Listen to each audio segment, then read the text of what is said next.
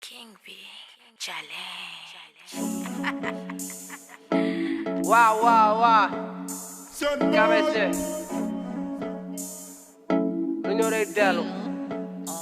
Wow. katagris.dé.laléndi.lathie.nioumay wane.Ndaye.plack. ak lu brick non vraiment ñi c'est des blagues. réew mi yëpp gis nañ papa baba ak bàcca temi balaa ñu fiy feccaat jazz seen baat laa lemi may meeru Dakar waaw ku fi ruux ma Dakar waaw dugg Mbour toj ñaari xuur bëtu yuur ba Kayaar waaw jommi ngeen ba soppi borom bun bu ñuul bi fecc kat ki doon ngang di yut di way nee na rap na kat yor kat pakatu kapot yu xaj sam post bi salaamaaleykum sama gaay tey seen yaay la seet si Baba, tout sauf ça nag, tout sauf ça. fi ngay yëy sa kornu flex maa ngi lamb cuus ñëw toog si bangu paa bi mer bi jox ma couscous yow ma leen dàqu rap dëkk di ci foo egaat ku ñemee na fëgg du gaat ma jàpp di taat ba pare di kat di ñuus Ndakaaru Njaay maa ko lëmbe Assemblée maa ko lëmbe Mbuur géej maa ko lëmbe te ñaari jeeg yu bëgg a dugg dañuy lëmbe ku joom mi woy mbay wandi baay ni moo ana mbay wandi baay ni bay doon toog loxo nga ñëpp wandi baay ni classe la mu nekk it classe la nga tontu ji kuy jàpp jaan doo faale jiit walaay bilaay sa yoonu piig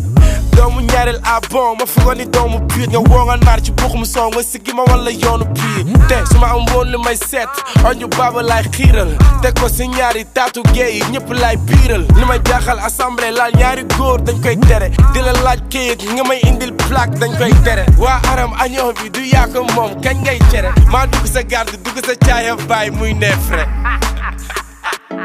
def dugub biir Mbour doon kankuran yor jaasi di cor borom paaka du gor yore goon njëkko mor ci ko dunk ci góor yore xaalisam bor su ma deewoon ba doon néew nga laal ma baadu la lor Ndakaaru Njaay maa ko lëmbe Assemblée maa ko lëmbe Mbuur géej maa ko lëmbe